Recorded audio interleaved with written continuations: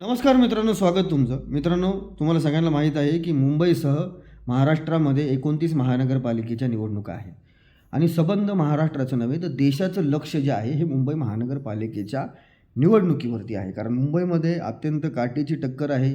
उद्धव ठाकरे, राज ठाकरे एकत्र झालेत. मनसे आणि शिवसेना युतीची युतीमध्ये ते निवडणूक लढत आहे. दुसरीकडे काँग्रेसनी राष्ट्रीय समाज पक्षाबरोबर आणि वंचितबरोबर युती केलेली आहे आणि राष्ट्रवादी काँग्रेस पार्टी, अजित पवार गट हा मुंबईमध्ये स्वतंत्र लढतो. ही सर्व सिनारिओ हा मुंबईमध्ये आहे.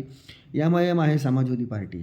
भारतीय जनता पार्टीकडून नॅरेटिव्ह सेट केला जातो आहे की मुंबईचा महापौर हा मुस्लिम होईल. याचं कारण म्हणजे उद्धव ठाकरे यांनी 8 मुस्लिम उमेदवारांना तिकीट दिलं आहे महानगरपालिकेच्या निवडणुकीमध्ये. पण भाजप हा जो नॅरेटिव्ह सेट करत आहे, भाजप हा जो नॅरेटिव्ह पसरवण्याचं काम करते, मुंबईची निवडणूक हिंदुत्वाच्या मुद्द्यावरती घेऊन जाण्याचा प्रयत्न भाजपाचा आहे. कारण भारतीय जनता पार्टी जर मराठीचा मुद्दा किंवा मराठी माणूस, मराठी अस्मिता, मराठी भाषा याच्यावर जर मुंबईची निवडणूक जर झाली तर याचा फायदा सरळ सरळ हा उद्धव ठाकरे आणि राज ठाकरे यांना होईल. याच्यामध्ये कुठेही शंका नाही आहे आणि भाजपला माहीत आहे. त्याचमुळं भारतीय जनता पार्टी मुंबई महानगरपालिकेची निवडणूक ही हिंदुत्वाच्या मुद्द्याकडे घेऊन चालली. आता भारतीय जनता पार्टीची तुम्ही हिपोक्रेसी बघा. ते मुंबईमध्ये उद्धव ठाकरे यांच्यावरती टीका करतायत की मुंबईचा महापौर हा मुसलमान होईल, खान होईल, असं भारतीय जनता पार्टी एक नेरेटिव्ह सेट करायचा प्रयत्न करत आहे. मुंबईमध्ये बांगलादेशांचा मुद्दा ते लोक वारंवार उचलून घेत आहेत. आणि भाजपची हिपोक्रेसी बघा की मुंबईमध्ये आरोप करायचे आणि ठाण्यामध्ये मुस्लिम समाजातल्या उमेदवारांना उमेदवारी द्यायची. मुस्लिम समाजातल्या उमेदवारांना प्रतिनिधित्व देणं किंवा अल्पसंख्याक समाजातल्या लोकांना निवडणुकीमध्ये तिकीटं देणं याच्यात काही गैर नाही आहे. लोकशाहीमध्ये सर्वांना प्रतिनिधित्व करण्याचा, सभागृहामध्ये जाण्याचा अधिकार असतो. त्याबद्दल अजिबात दुमत नाही. पण ज्या पद्धतीचा नेरेटिव्ह भाजप सेट करते आणि दुसरीकडे ठाण्यामध्ये यांनी 5 मुस्लिम उमेदवारांना त्यामध्ये तिकीट दिलं आहे. यामध्ये जर तुम्ही बघितलं, मुंब्रा, कौसा या सर्व भागातले आहेत. जाकीर हुसेन हे वार्ड नंबर 36मधून उभे आहेत भाजपच्या तिकिटावरती. नाजिया तांबोळे आहेत वार्ड नंबर 38मधून उभ्या.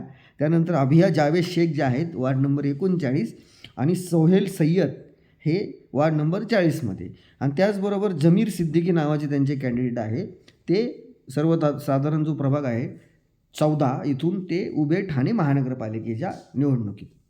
त्यानंतर मित्रांनो, भारतीय जनता पार्टीचा भिवंडीमध्ये एक नगरसेवक बिनविरोध निवडून आला आहे अल्पसंख्याक समाजाचा. त्याचं नाव आहे असद अहमद शेख. हे झालं ठाणे भिवंडीचं. त्यानंतर यांनी जालन्यामध्ये 4 मुस्लिम कॅन्डिडेटला उमेदवारी दिली जालन्यामध्ये. त्यानंतर संभाजीनगरला उमेदवारी दिली, नांदेडला उमेदवारी दिलेली आहेत. म्हणजे हे त्यांच्या सोयीनुसार बरोबर राजकारण करतात आणि मुंबईमध्ये शिवसेनेच्या विरोधामध्ये, उद्धव ठाकरे यांच्या विरोधामध्ये नेरेटिव्ह सेट करण्याचं काम भारतीय जनता पार्टी करते. आता मुंबईमध्ये मुस्लिम समाज हा शिवसेनेला मतदान केलं का? तर 100% शिवसेनेला लोकसभेलाही केलं आणि विधानसभेलाही काही प्रमाणामध्ये मुस्लिम समाजाने मुंबईमध्ये उद्धव ठाकरे यांच्यावरती विश्वास दाखवला आणि यामध्ये काही गैर नाही. आणि राहिला प्रश्न मुसलमानांना पहिल्यांदाच उद्धव ठाकरे यांनी उमेदवारी दिली का? तर नाही. याआधीसुद्धा अनेक मुस्लिम समाजातल्या कॅन्डिडेटला शिवसेनेनी उमेदवारी दिलेली आहे. 2017ला तुम्हाला आठवत असेल की बहिरामपाडा जो एक मुस्लिम बहुल एरिया आहे बांद्र्यातला, उद्धव ठाकरे राहतात त्याच एरियामध्ये, त्या बहिरामपाड्यामधून शिवसेनेचा पहिला मुस्लिम कॅन्डिडेट निवडून आला.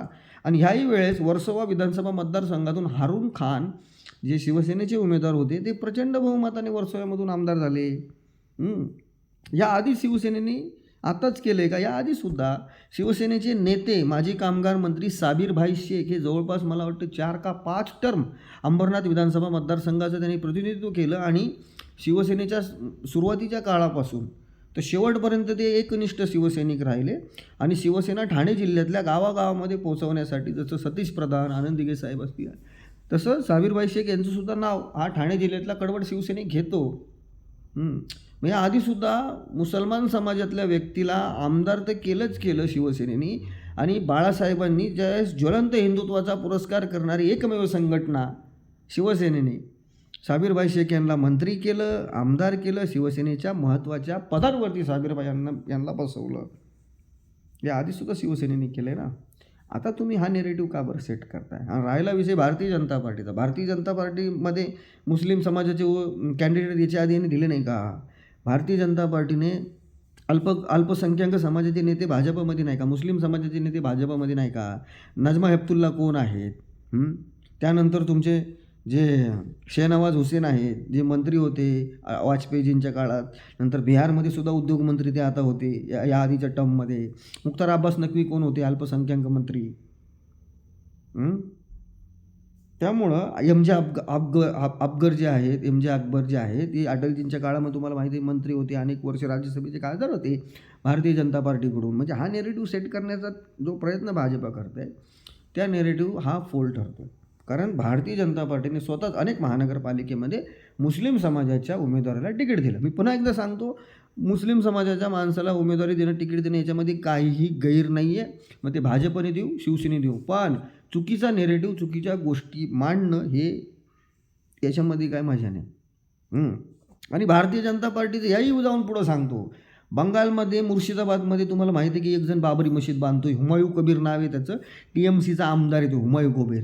त्या हुमायूं कबीरला ज्यावेळेस ममता बॅनर्जी यांनी 6 वर्ष निलंबित केलं तर TMCमधून, त्यावेळेस या हुमायूं कबीरला भारतीय जनता पार्टीने पक्षात घेतलं तर घेतलं आणि 2019च्या लोकसभेच्या इलेक्शनचं तिकीट या हुमायूं कबीरला मुर्शिदाबादमधून भाजपने दिलं होतं. कुठल्या तोंडाने भारतीय जनता पार्टी मुंबईमध्ये हा नेरेटिव्ह सेट करते? कुठल्या तोंडाने? यांचं फक्त डोक्यात एकच नियोजन आहे, मुंबईचे जे इलेक्शन आहे, मुंबईची जी निवडणूक आहे, ही हिंदुत्वाच्या मुद्द्यावरती न्यायची. कारण हिंदुत्व हे भारतीय जनता पार्टीचं होम ग्राउंड आहे, होम पिच आहे. इथं जर ही निवडणूक, इथं जर ते खेळायला लागले तर 100% त्यांना तिथं एज आहे, 100% त्यांना तिथं ॲडव्हान्टेज आहे. आणि दुसरं, जर ही निवडणूक मराठी माणूस, मराठीचा मुद्दा, मराठी अस्मिता, मराठी भाषा, मुंबई, महाराष्ट्र याच्या अवतीभोवती जर फिरली तर याचा फटका नक्की भारतीय जनता पार्टीला बसणार आहे. त्यामुळं मुंबईमध्ये काटेकी टक्कर आहे. मुंबईमध्ये आज जर आपण बघितलं तर शिवसेना UBT आणि मनसे यांची युती आहे आणि ह्या युतीचा धसका जो आहे हे भारतीय जनता पार्टी सकट सर्वांनीच घेतलेला आहे. कारण कुणी काही केलं तरी बाळासाहेबांना किंवा उद्धव ठाकरे यांचा बेस मुंबईमध्ये आहे. लोकसभा निवडणुकीमध्ये जवळपास 42% मतदान जे होतं हे उद्धव ठाकरे यांना झालं. त्यांच्या सर्वच्या सर्व जागा ज्या आहेत, एक जागा जर त्यांची सोडली तर सर्वच्या सर्व त्यांच्या लोकसभेच्या जागा ह्या मुंबईमधून निवडून आल्या. ईशान्य मुंबईमधून संजय दिना पाटील असेल, दक्षिण मध्य मुंबईमधून देसाई असतील किंवा दक्षिण मुंबईमधून अरविंद सावंत असतील, त्यांचे लोक निवडून आले होते. आणि विधानसभेला सुद्धा उर्वरित महाराष्ट्रात जरी नाही पण मुंबईमध्ये त्यांचा चांगला परफॉर्मन्स होता. मोजक्यात 2-3 जागा ते हरले, चेंबूरची असेल, भांडूपची असेल, पण बाकीच्या ठिकाणी त्यांनी चांगला परफॉर्मन्स केला आणि त्यांनी मुंबईमध्ये शिवसेनेची ताकद जी होती ही त्यांनी दाखवून दिली. आणि तीच भीती भारतीय जनता पार्टीला आहे आणि त्यामुळं मुंबईची निवडणूक भाजपला हिंदुत्वाच्या मुद्द्यावर न्यायची.